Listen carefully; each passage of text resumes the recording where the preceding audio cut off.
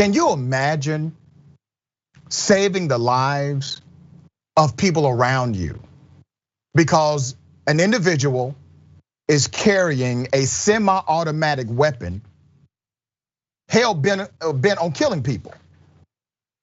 You act in protection of life, you disarm this individual, you shoot this individual, you kill this individual who has already killed one person, and then the police, when they respond, they kill you.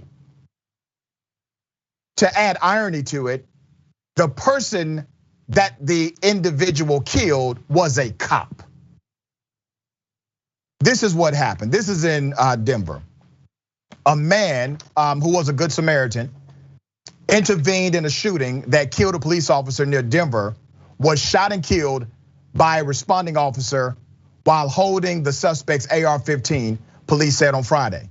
Johnny Hurley, who has been described by police as a hero, I'm sure he would rather be described as alive, this guy prevented further bloodshed, shot the suspect, Ronald Trokey, on Monday after the suspect gunned down an Arvada officer, Gordon Beasley, with a 12-gauge semi-automatic shotgun.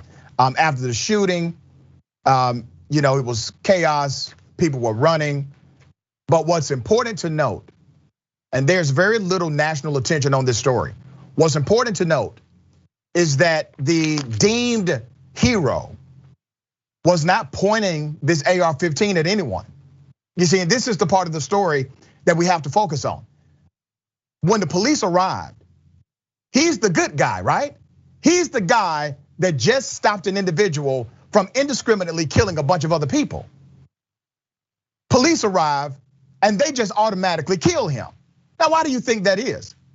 They know that the suspect that they are approaching has killed a cop or at least shot a cop. So do you think maybe perhaps in the mind of the responding officer, he said, I don't give a damn if this guy points a gun at me or not, I'm going to kill him as soon as I pull up? That's what I believe happened in this case. Why would the Good Samaritan make an aggressive action toward the police officers that he has already protected? This is a hell of a story. One of the reports said in BuzzFeed, a Good Samaritan shot a man who ambushed and killed a Colorado police officer, likely saving other lives, only to be fatally shot himself by responding officers. Officials confirmed this on Friday. Gordon was targeted because he was wearing an Arvada police uniform and a badge. This guy was a resource officer. According to the police, the gunman, the killer, left behind a document which stated that he had intended to target police officers on a deadly rampage. His brother, the shooter's brother, said, hey, there's something going on with my brother. I think he's gonna do something very dangerous. I need someone to do a wellness check. Well, he was correct. He was correct on his assumption about what was happening with his brother, that something bad was going to happen. My goal today is to kill Arvada PD officers, the document reportedly stated. We the people were never your enemy, but we are now. The note contains several other statements targeting police, including, this is what you get. You are the people who are expendable, and hundreds of you pigs should be killed daily. Let me bring up a picture of the police officer, Gordon Beasley, who was killed. That's Gordon Beasley. He's the guy that was killed. Johnny Hurley is the man who killed the person who killed him. Let's show a picture of Johnny Hurley, who they are calling a hero, but he's dead. He's dead for saving the lives of other cops and saving the lives likely of those around the individual who was shooting people. But the cops respond and they kill the hero. Now, damn, come on. If that is not a case that there was something dramatically wrong with law enforcement, because you can't tell me this hero made an aggressive action to shoot a cop and he deserved to die. He was simply a man with a gun, and that's all it took for them, which means that if the suspect simply had the gun on him, he would have been dead too. Charles, you're a former prosecutor, brother. You already know you don't get shot out of revenge. This cop assumed this was the same person that killed another cop. He made that assumption. What are your thoughts?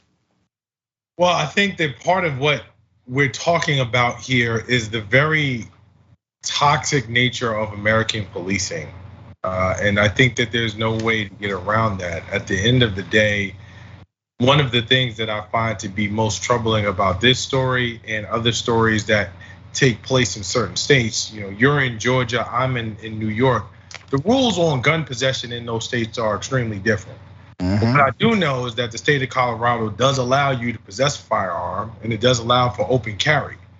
So when you are in a space as a law enforcement official, and you are approaching someone in an open carry jurisdiction, that alone needs to dictate a greater degree of care around the situation, bar none. I said that with Alton Sterling in Louisiana. I said that in other cases, Philando Castile in Minnesota. And I'm saying it now as it relates to this because the mere idea of you being in possession of a weapon, which in that jurisdiction is lawful for you to possess, dictates that police have to have a different type of approach when they're dealing in these situations. Now, if you go further and you unpack what we have happened here, we do know that the officer who arrived on the scene, who ultimately shot the gentleman who they later named the hero, was aware that an officer had been killed.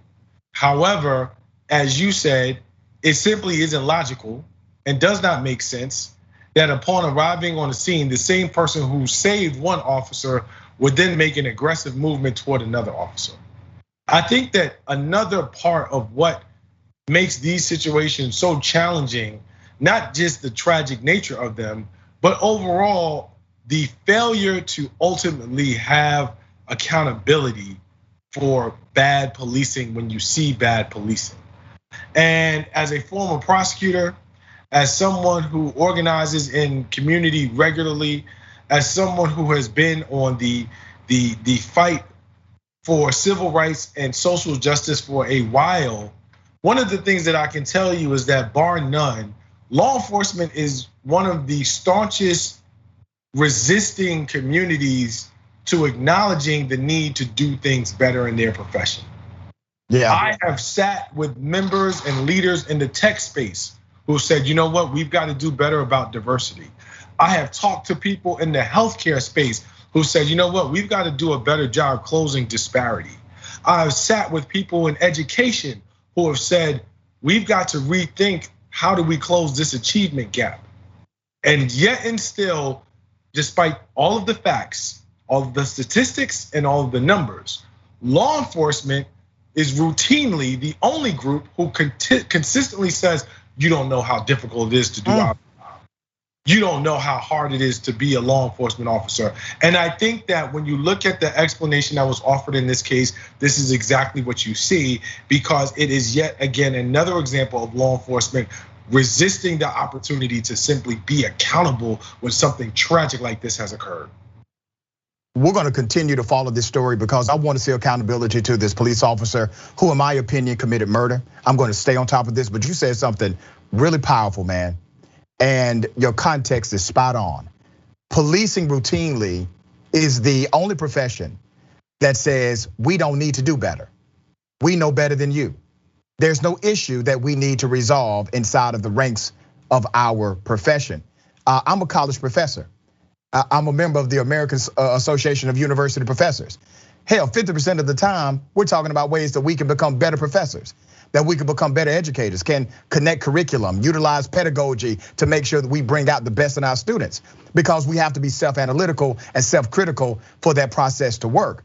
But you're right, policing, even though 96% of Americans, they say it needs to be reformed, 58% say it needs to be a dramatic reform.